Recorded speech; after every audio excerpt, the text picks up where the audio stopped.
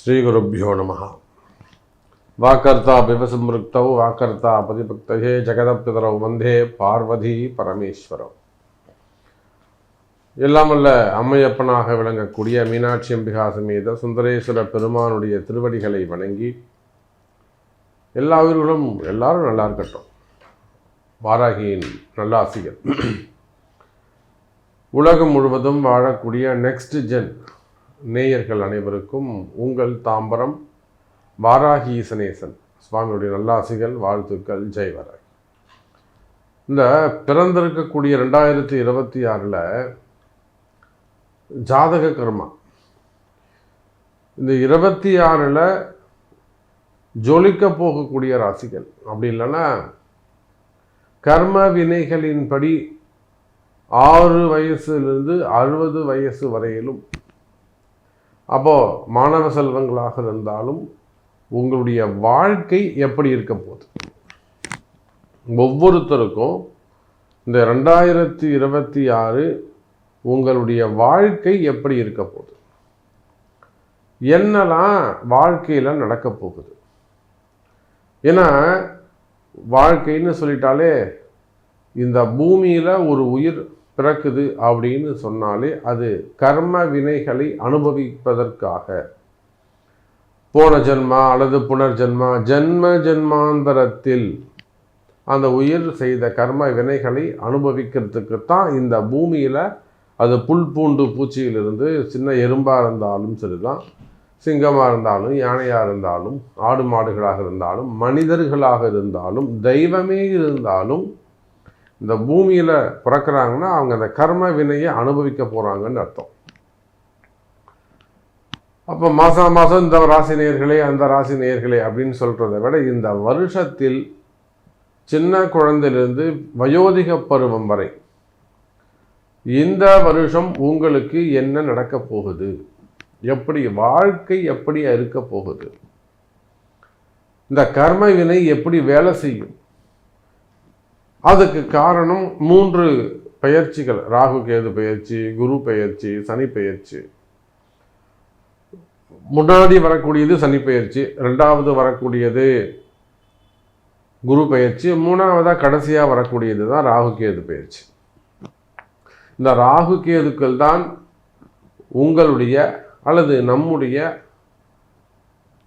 கர்ம வினைகளை சுட்டி காட்டக்கூடிய கிரகம். ஒரு ஜாதகத்தில் ராகு கேது எங்கே இருக்காங்களோ அந்த இடத்த வச்சு தான் அந்த பாபத்துவம் தீர்மானிக்கப்படுகிறது.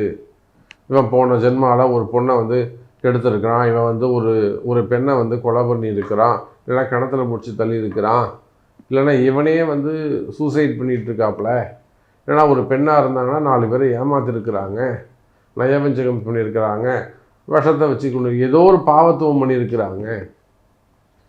அப்போ இந்த ராகு கேதுக்களை வச்சு தான் ஜென்மாந்தரத்தில் இவர்கள் செய்த தவறுகள் என்ன மாதிரியான பாவம் செஞ்சாங்க, என்ன கர்மா இருக்குது அப்படின்னு சுட்டி காட்டக்கூடிய கிரகம் ராகு கேதுக்கள். அப்போது இந்த 2026 பொறுத்தவரையில் அனைத்து அன்பர்களுக்கும் வாழ்க்கை எனக்கு தெரிஞ்சு சிறப்பாகத்தான் இருக்க போகுது. கண்டிப்பாக பணங்காசு வருமானம் அதிகரிக்கக்கூடிய அற்புதமான வாய்ப்பு. எப்பையெல்லாம் இந்த சனியும் குருவும் சந்திச்சுக்கிறாங்களோ அப்பையெல்லாம் பார்த்தீங்கன்னாக்கா பண வருமானம் தன வருமானம் அதிகமானதாக இருக்கும். டாலருக்கு நிகரான மதிப்பு பொருளாதாரம் அதிகரிக்கும். இந்திய ரூபாயின் மதிப்பு அதிகரிக்கும். அதே சமயத்தில் கனிம வளங்கள், செங்கல், மணல், ஜல்லி, அத்தியாவசிய பொருட்கள், மளிகை பொருட்கள், உணவு தானியங்கள், இது எல்லாத்துடைய விலைவாசிகள் உயரும். அதே போல தான் கோல்டு மார்க்கெட், தங்கம், வெள்ளி விலை காணாத அளவுக்கு உயரப்போகுது. நீங்கள் நினச்சி பார்க்க முடியாத வகையில் வெள்ளியின் விலை உயரப்போகுது. தங்கம் எப்படி கிடுகிடு நம்ம திரும்பி பார்க்குறதுக்குள்ள 3 மடங்கு 4 மடங்கு உயர்வாக வந்துடுத்தோ, அதை போல் வெள்ளியின் விலையும் ஏறப்போகுது. இந்த 2026 உங்களுக்கு வாழ்க்கை பலன் டோட்டலாக 12 மாதமும் சேர்ந்து உங்கள் வாழ்க்கை எப்படி இருக்கும், இந்த வருஷம் நீங்கள் என்ன சாதிக்க போகிறீங்க, என்ன ஜெயிக்க போகிறீங்க அப்படிங்கிறத பார்த்துடலாம் வாருங்கள். அன்பார்ந்த மீன ராசி அன்பர்களே, அற்புதமான கால நேரம். மீனராசிக்கு கொடிகட்டி பிறக்கக்கூடிய வாய்ப்பு. ஏறக்குறைய எனக்கு தெரிஞ்சு ஒரு 20% மீனராசி அன்பர்கள் வேண்டுமானால் கொஞ்சம் உடல்நிலை ஆரோக்கியம், அதாவது சோபனம், அர்ஷனம், சுபம், இந்த சனி நீச்சம் பெற்றவர்கள், ஜாதகத்தில் சனி நீச்சம் பெற்றவர்கள், சனி வக்ரம் பெற்றவர்கள், அல்லது சனி பாவத்துவம் அடைந்தவர்கள், அல்லது சனி அவயோகம் பெற்றவர்கள், சனியை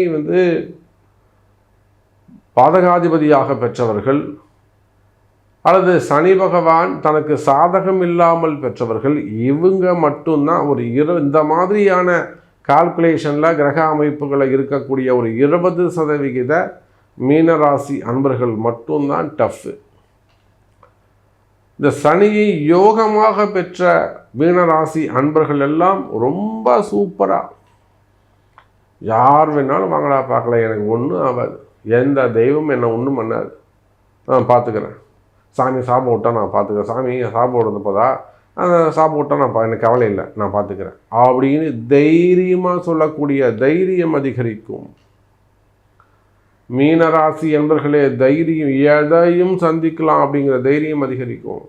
யாருக்கெல்லாம் இந்த சனி பகவான் சுபத்துவமாக அல்லது பலமாக நல்லவராக உச்சம் பெற்றவராக இருக்கலாம், இல்லை சுபராக இருக்கலாம், இந்த மாதிரி அமைந்தவர்களுக்கெல்லாம் சிறப்பானதாக இருக்கும். அந்த சனியை அசுபராக பெற்றவர்களுக்கு மட்டும்தான் அந்த பயம் இருந்து கொண்டே இருக்கும். இதுதான் அங்கே அது உள்ள வேறுபாடு. இப்போ நம்ம உங்கள் ஜாதகத்தை பார்த்தாலே தெரிஞ்சாலும் இவங்க பயம் உடையவர்கள், இவங்க தைரியமானவங்க நம்ம இமீடியட்டாக சொல்ல முடியும். அப்போது இந்த வருடம் முழுவதும் மீனராசி என்பர்களே, எனக்கு தெரிஞ்சு உங்களுக்கு ஜென்ம சனி தான் நடக்க போகுது. உண்மை அதுதான்.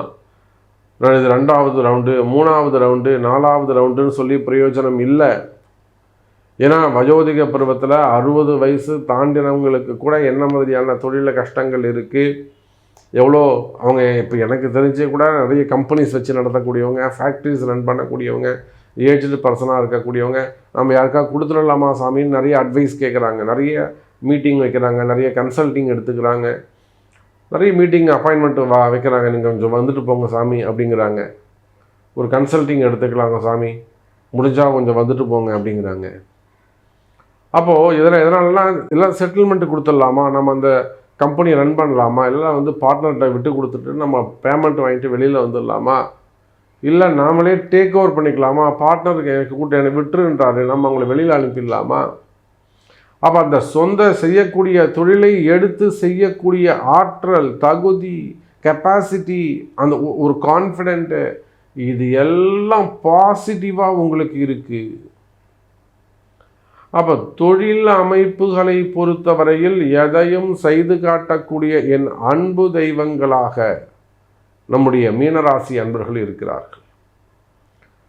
அப்போ சும்மா இந்த 7.5 சனி இது இத்தனைக்கும் இந்த தைரியத்துக்கெல்லாம் காரணம், நீங்கள் நல்லா இருப்பீங்க நான் அடித்து சொல்கிறேன்னா அதுக்கு காரணம் உங்கள் ராசிநாதன் குரு பகவான். சார், உங்கள் ராசிநாதன் குரு பகவான் உச்சம் பெற்று விளங்குகிறார். அற்புதமான இடத்துல இருக்கிறார் குரு பகவான். உங்களுக்கு எந்த மாதிரியான கஷ்டங்கள் இருந்தாலும் சரிதான், அந்த கஷ்டங்கள் காணாமல் போகும். அற்புதமான கால நேரம் வருகிறது. மீனராசி என்பர்களே, நீங்கள் ஆண்களாக இருக்கலாம், பெண்களாக இருக்கலாம், குடும்ப பெண்களாக இருக்கலாம், அல்லது சொந்த தொழில் செய்யக்கூடியவங்க, ஓன் பிஸ்னஸ் பண்ணக்கூடியவங்க, சின்ன சின்ன பிஸ்னஸ் பண்ணக்கூடியவங்க, கடைகள் வச்சு நடத்தக்கூடியவங்க, இன்னும் சொல்லப்போனால்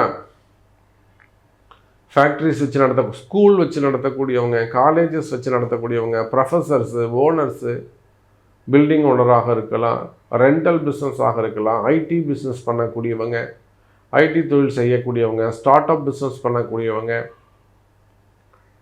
அதே போல் குரூப் ஆஃப் கம்பெனிஸ் வச்சு நடத்தக்கூடியவங்க, ப்ரைவேட் லிமிடெட் கம்பெனிகளாக இருக்கலாம், கெமிஸ்ட்ரி இண்டஸ்ட்ரியாக இருக்கலாம், கெமிக்கல் இண்டஸ்ட்ரியாக இருக்கலாம், ஃபார்மா இண்டஸ்ட்ரியாக இருக்கலாம், மெடிக்கல்ஸ் வச்சு நடத்தக்கூடியவங்க, ஹாஸ்பிட்டல்ஸ் வச்சு நடத்தக்கூடியவங்க, டாக்டர் பெருமக்கள். இப்போ நிறைய டாக்டர்ஸ் நம்மக்கிட்ட அந்த ஃபேமிலி ரிலேட்டடாக, அவங்க ஜாப் ரிலேட்டடாக, அதே போல் ஹாஸ்பிட்டல்ஸு அங்கே அதில் இருக்கக்கூடிய கார்ப்பரேட் நிறுவனங்கள் அது ரிலேட்டடாக வரக்கூடிய பிரச்சனைகள், ஃபண்டு, இன்னும் கூட சில விஷயங்கள் ரகசியமான சில விஷயங்கள்லாம் இருக்குது. அதெல்லாம் அந்த ரிலேட்டடாக, சப்ஜெக்ட் ரிலேட்டடாக. அப்போது நீங்கள் எந்த தொழில், ரியல் எஸ்டேட்டாக இருக்கலாம், டாக்டர்ஸாக இருக்கலாம், ஹாஸ்பிட்டல்ஸாக இருக்கலாம், ஸ்கூல் காலேஜஸாக இருக்கலாம், சினிமா துறையாக இருக்கலாம், அரசியலாக இருக்கலாம், தொலைக்காட்சி நிறுவனங்களாக இருக்கலாம், அல்லது மீடியா துறையாக இருக்கலாம், பத்திரிகை அன்பர்களாக இருக்கலாம், வெளிநாட்டில் பிஸ்னஸ் பண்ணக்கூடியவங்களாக இருக்கலாம், வெளிநாட்டில் வாழக்கூடியவர்களாக இருக்கலாம். அதே போல் மெயினாக விசா சம்பந்தப்பட்ட பிரச்சனைகள், என்கொயரிகள், அங்கே வெளிநாடுகளில் வரக்கூடிய வம்பு வழக்கு கேஸ்கள், பதவி உயர்வு சம்பந்தப்பட்ட கேள்விகள், இவையெல்லாம் இருக்குமேயானால் கவலை வேண்டாம் மீன ராசி அன்பர்களே. இவையெல்லாம் இந்த வருஷம் உங்களுக்கு சிறப்பானதாக இருக்கும், யோகமாக, அதிர்ஷ்டமாக மாறும். அப்போ நிச்சயமாக இந்த வருஷம் நீங்கள் நல்லா இருக்கணும், நல்லா இருப்பீங்க. அப்போ நல்லா இருக்கணும்னு நீங்கள் என்ன செய்யணும்? உங்களை பாதுகாக்கக்கூடிய தெய்வம் எது அப்படிங்கிறத பார்த்துக்கணும். அதே போல் உங்கள் அதிர்ஷ்டமானது, இந்த வருஷம் உங்களுக்கு அதிர்ஷ்டமான தெய்வம் எது, உங்களுக்கு சப்போர்ட் பண்ணக்கூடிய தெய்வம் எது, இது மூணையும் நீங்கள் கண்டறிய வேண்டும். இது மூணும் உங்கள் பிறப்பு ஜாதகத்தில் தான் இருக்கும். இந்த வருஷம் மட்டும் இது. அப்போ இந்த வருஷ பிரகாரம் இந்த சனி பகவான் மீனத்தில், குரு பகவான் கடகத்தில், ராகு கேதுக்கள் 2 பேரும் மகரத்துலேயும் கடகத்துலேயும் வரப்போகிறாங்க. குரு கேது தொடர்பு வருது. அப்போ இதை அடிப்படையாக கொண்டு இந்த வருஷமும் மீனராசிக்கு பெட்டராக இருக்கணும்னா அந்த ஒரு அதிர்ஷ்ட தெய்வம், காப்பாற்றும் தெய்வம், காவல் தெய்வம், இதை மூணையும் நீங்கள் அறிந்து இந்த வருஷம் அந்த தெய்வம் எந்த கோவிலில் இருக்குது, எந்த திசையில் இருக்குது அப்படிங்கிறத அறிந்து வழிபாடுகள் செய்வீர்களே ஆனால் சிறப்பான வருஷமாக இந்த வருஷம் முழுவதும் நீங்கள் யாராக இருந்தாலும், ஆண்களாக இருந்தாலும், பெண்களாக இருந்தாலும், அரசியல் தலைவர்களாக இருந்தாலும், அப்போது கம்ப்ளீட்டாக இந்த இயர் ஃபுல்லாகவே உங்களுக்கு கலர்ஃபுல்லான நிம்மதியை தரக்கூடியதாக அமையும் மீனராசி அன்பர்களே.